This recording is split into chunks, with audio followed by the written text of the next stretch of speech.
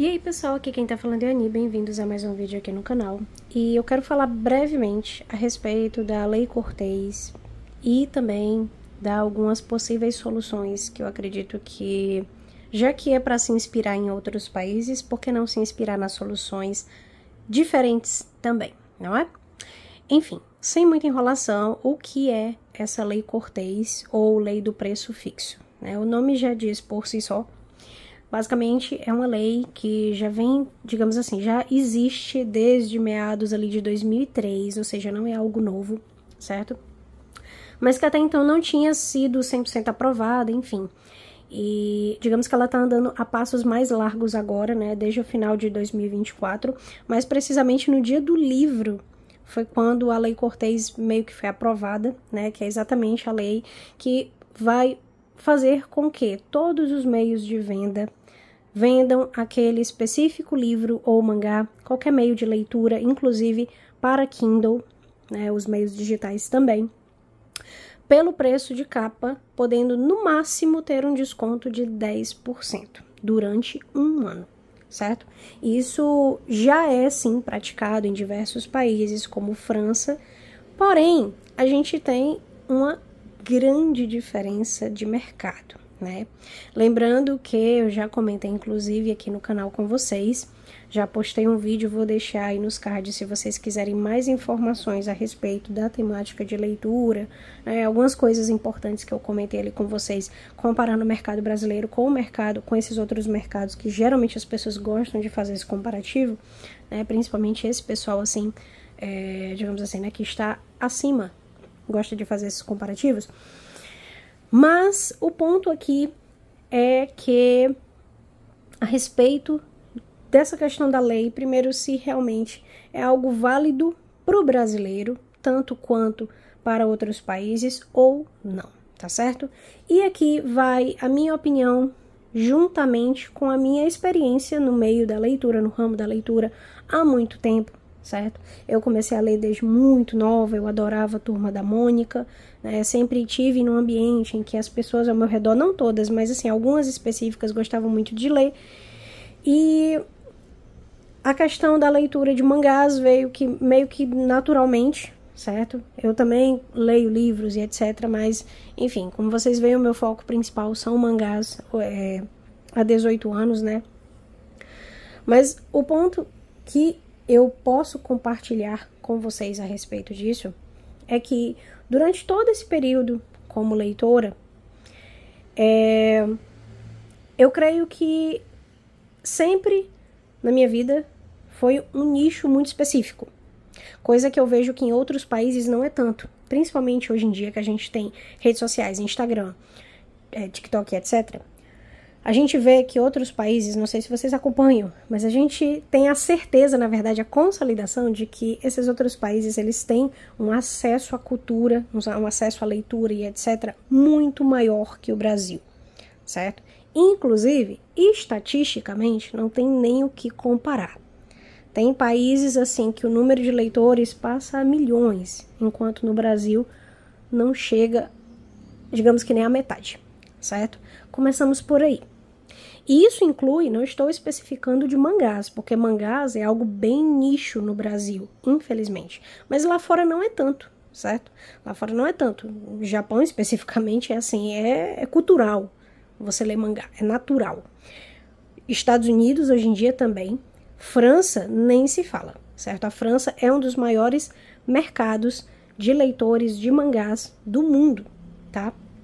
E aí, digamos que é algo justificável a existência de uma lei dessas, até para que os lojistas tenham sim ali o seu negócio protegido, o seu negócio físico, né? Inclusive eu li algumas matérias antes de fazer esse vídeo para vocês, exatamente de lojistas, de donos de livrarias nesses outros países. A matéria especificamente que eu li era mais sobre esses lojistas na França, né, que é um baita de um país leitor, mas eles comentavam, né, que assim, era difícil hoje em dia, as pessoas comprarem tanto quanto já compraram algum dia em livraria física. E aí a questão da, digamos assim, né, tornar o preço igualitário é justificável. Principalmente porque nós já temos ali um país leitor, naturalmente. É um país que já está acostumado com a leitura, um país que já está apto, né? E aí entram algumas outras questões, como, por exemplo, em países assim, é normal virem, sim, edições de luxo, é normal virem edições de colecionador. Por quê? Porque são pessoas que já leram aquela obra. Uns 70% já leu, já teve contato, já pelo menos ouviu falar. Coisa que, se a gente comparar, por exemplo, com o Brasil, gente, tem muito, não é um, dois, não, tem muito brasileiro que não sabe quem é Machado de Assis, não sabe quem é José de Alencar. Entende? Talvez você que esteja me ouvindo pode achar absurdo, mas é um fato, certo? É fato de pesquisa, de várias pesquisas. Entende? Tem país, gente, que o nível de analfabetização é quase inexistente. E no Brasil ainda temos uma porcentagem, daí você tira. E aqueles que são alfabetizados não têm acesso à cultura. E aí entra o primeiro ponto da diferenciação entre essas duas. Tipo assim, não tem como se comparar o Brasil a uma França. Vamos lá. A gente pega uma França acostumada com a leitura e um Brasil onde ainda temos pobreza, um salário mínimo que realmente é mínimo, que você literalmente, se gastar com um hobby, pode ficar faltando para algo mais importante, né? Um país que uma pessoa que tem um hobby automaticamente é vista de forma estranha. Eu, inclusive, esses dias vi alguns vídeos falando que no Brasil romantizam a pobreza, né? Olhar para uma pessoa e dizer, nossa, ela é pobre, ela é simples, é algo que é visto com bons olhos. Tipo, como se aquilo fosse a coisa mais incrível do mundo. O fato da pessoa talvez querer ter uma vida melhor, poder comprar, né, se esforçar, na verdade, trabalhar e etc, para ter coisas mais caras, é visto com maus olhos, sendo que lá fora isso é natural. É natural no sentido de quê? É natural no sentido de as pessoas quererem coisas de qualidade. E automaticamente isso força o mercado lá fora a ter opções de qualidade. Entende? E aí a gente já pode fazer o comparativo daí. Não citei ainda nada de leitura. Estou citando outras coisas, como, por exemplo, um celular. Você tem um celular bom, um iPhone de última geração, um Samsung de última geração, qualquer que seja, é natural. É algo que faz parte. Você tem a possibilidade de comprar, de se dar ao luxo aquele bem material, coisa que no Brasil não acontece. Tanto que eu já comentei algumas vezes, eu tenho alguns amigos, tem uma amiga minha que ela mora no Japão. E ela comentou uma vez comigo que ela acha muito estranho que brasileiro compra parcelado. E lá fora isso não é um costume. É mais comum as pessoas juntarem um valor para comprar aquele valor à vista, para comprar aquilo, né, que elas querem à vista, do que a questão do brasileiro de comprar em 500 mil vezes, né, e às vezes mesmo assim não conseguir pagar. A questão dos cartões é muito comum no Brasil por conta da inacessibilidade financeira, né? A gente chega a um ponto de que a pessoa ter um hobby é considerado algo estranho. Quantas vezes eu já não vi alguém chegar na minha casa e dizer, nossa, como você tem mangá, como você tem livro, e esses figures, e a pessoa estranhar, sabe? Isso não é uma, não é duas pessoas, não, são muitas pessoas. Claro que isso aqui é fruto de muito trabalho, muitas horas extras e etc. Mas não é algo a se romantizar se eu não tivesse hobby nenhum, entende? Se eu basicamente gastasse todo o meu dinheiro apenas com sobrevivência, né? Comprar alimento, cuidar de coisas de família, né? Enfim. Mas aí entra a questão da Lei Cortês e do que a gente está comentando a respeito dos mangás. Gente, esse mangazinho aqui, só um comentário aleatório, eu vou botar para vender, tá? Eu comprei duplicado, eu ia até botar ele aqui para eu me lembrar. Comprei sem querer 2 vezes. Mas enfim, a respeito da Lei Cortês. A gente entra no ponto que é muito fácil a gente fazer esse comparativo quando a gente só pensa no que estão impondo para que pensemos, né? Do que o pessoal lá de cima olha e diz, gente, vocês têm que pensar nas lojas físicas, nos lojistas, nas livrarias, vocês têm que pensar nisso. Mas eu vou desafiar vocês. Gente, bota a cabeça para pensar, bota a cachola para funcionar. Não é só isso, meu povo. Não é só isso, nunca foi só isso, desde 2003. Não é a mesma coisa, sabe? Falta o entendimento, é o que parece, do pessoal de, quer comparar os dois países? Ok, então eu quero que o nível de escolaridade dos dois seja igual. Aí você pode fazer um comparativo, entende? Aí você pode dizer que fulano e ciclano de países diferentes têm a mesma qualidade e a mesma possibilidade de ter a coleção de Frieren. Sabe?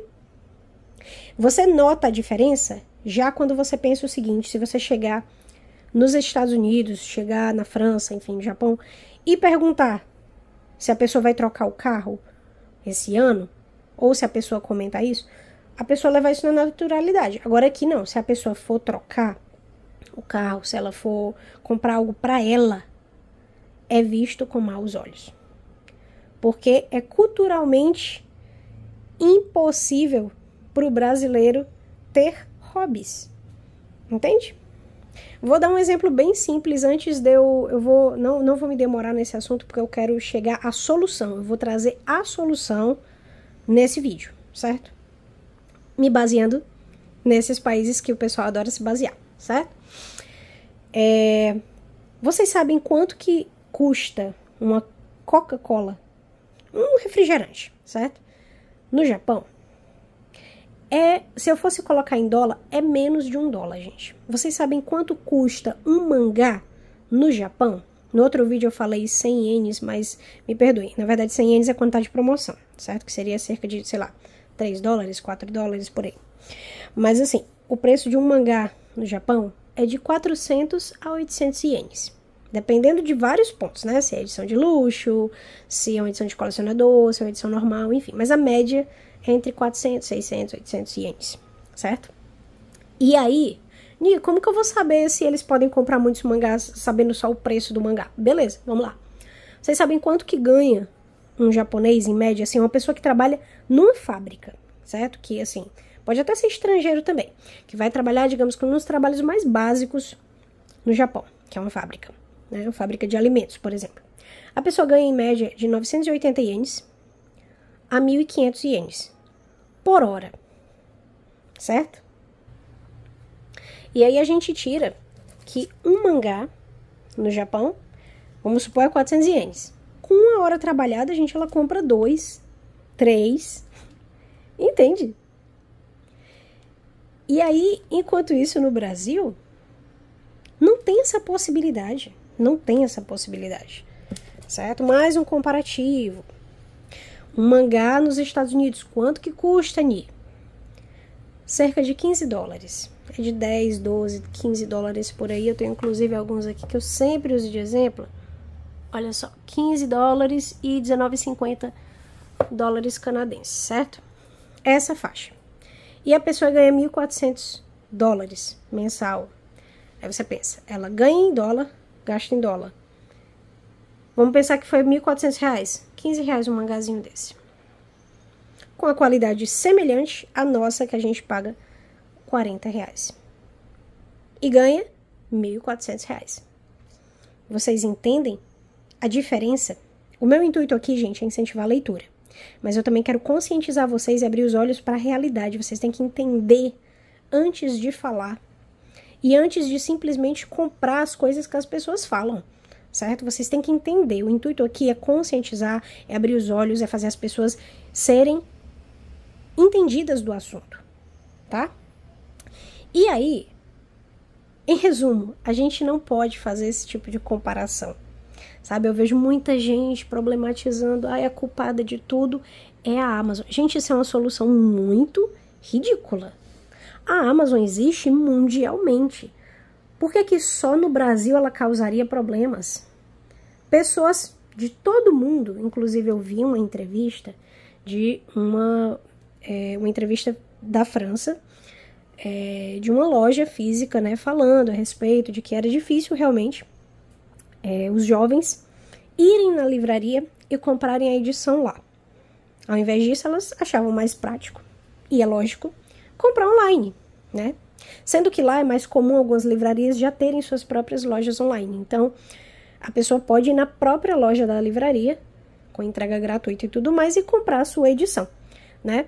E aí foi também citado a questão da Amazon, que ela dá descontos, no mundo todo, gente, não é aqui, sabe? Não respinga só na nossa cabeça essa chuva, não. É em todo mundo. Mas aqui vai a minha real solução. Chega de chororô de editora, dizendo que a culpada é a Amazon.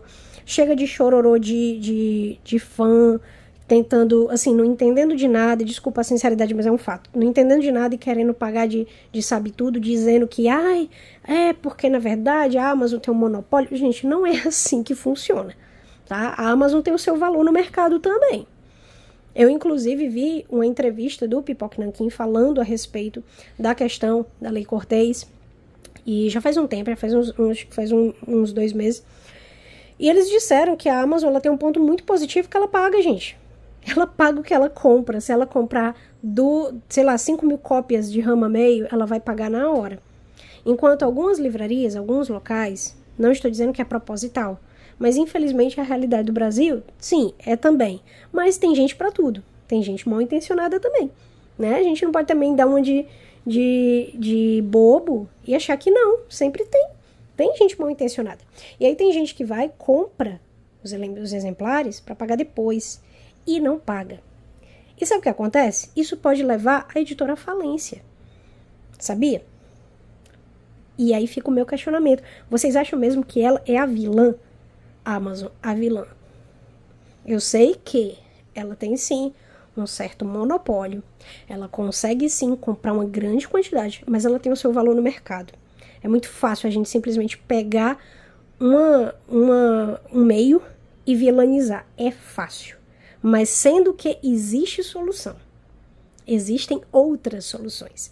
E a solução que eu vou falar aqui agora, eu vou me basear, assim como a desculpa para a Lei Cortez ser ativa aqui no Brasil é que já existe na França, já existe em outros países, ok, pois então eu vou usar a França como exemplo, já que ela é a grande baseadora, né, influenciadora de ideias no Brasil, vou usar a própria França e uma iniciativa que eles tomaram que ajudou muito a leitura e poderia ter sido tomada, poderia não, pode ser tomada aqui também.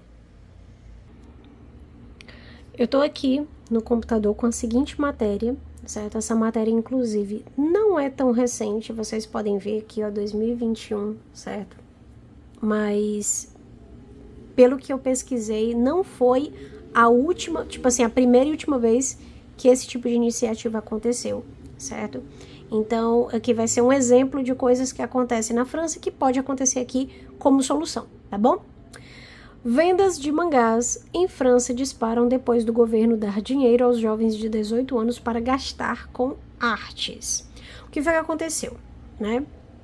O governo francês, ele criou um aplicativo chamado Pass Culture, né? Passe de cultura, né? Passe cultural, enfim. E o que acontece? Nesse passe cultural, os jovens, né, que tinham mais de 18 anos, você ia lá, criava sua conta, piriri, pororô, e aí você recebia 300 euros para gastar em algo relacionado à arte. Fosse livro, fosse mangá, fosse CDs, enfim. E você só conseguia usar esse dinheiro para isso, certo? Você não conseguia utilizar para mais nada. E aí o que acontece, né? 825 mil franceses se beneficiaram do Pass Culture, né? E sendo que, lembrando que um tankobon na França custa entre 6 a 15 euros, né? O Pass Culture valia para livrarias físicas, né? Online, enfim, de todo jeito. E, gente, quem mais se beneficiou foram as livrarias físicas, veja bem. Né? A gente tem aqui, ó, segundo o New York Times, a partir de julho, 75% de todas as compras teve, né, por meio do livros, são livros, ó, por meio de aplicativos são livros, né, na qual cerca de 2/3 são mangás, beleza. Aí o aplicativo, ó, chama Culture Pass, ou Manga Pass, né. E aí, ó, os donos das livrarias estão maravilhados com o aumento dos negócios, revelando que viram adolescentes comprando dezenas de mangás de uma vez, né? E aí, uma pessoa da livraria, gente, falando aqui, livraria física, fazer com que jovens que leem, mas que estão mal acostumados com a Amazon, grandes lojas, venham até nós não é fácil, mas isso fez o quê? Com que as pessoas fossem às livrarias. E aí fica a minha proposta de solução baseado no que vocês adoram se basear, que é a França, pois vamos nos basear na França também nesse meio de incentivo, gente. O incentivo não é manter o preço alto, não num país que recebe o pouco que recebe. Não, no nosso país não é esse incentivo. Que tal vocês criarem um aplicativo, um programa, onde a pessoa vai, cria sua própria conta e daí ela recebe um valor específico, vamos supor, de R$400 para utilizar em cultura. Ela não consegue gastar em mais nada. E eu vou mais longe na história. Ela só consiga usar em meio físico. Ou seja, precisa abrir o QR Codezinho no próprio aplicativo, ou seja, você tem que estar ali com o mangá em mão. Isso leva em conta o quê? Que só vai dar para gastar em livraria, por exemplo. Gente, tá aí uma solução para o problema. Entende? Uma solução. É uma resolução super simples, baseado também no mercado que o brasileiro adora se exemplificar, se espelhar. Poxa, tá aí, cria um aplicativo, bota um valor mínimo. Ai, não quer botar R$400 porque isso é muito. Bota, sei lá, R$200, R$300. E daí a pessoa vai ter acesso à cultura. Ela só vai conseguir utilizar esse valor se for em livros, se for em mangás, se for em CDs, enfim, em coisas relacionadas à arte, gente. Isso, para mim, é um incentivo, sabe? Eu acho que o que falta, na verdade, é a diretriz correta. Porque é muito simples para um país simplesmente pegar outro de exemplo com aquilo que vale a pena para ele. Tipo, eu vou procurar aqui o que é mais chamativo. Mas o que é mais óbvio, às vezes, não se vai atrás. Por quê? Porque dá trabalho? Poxa, criar um aplicativo todo mundo cria. E quem é mais apto do que as pessoas que trabalham com isso todo santo dia?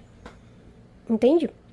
E aí fica a minha solução para o problema, sabe? Tem outras soluções que dá para se resolver, assim, que dá para pelo menos amenizar e motivar as pessoas à leitura.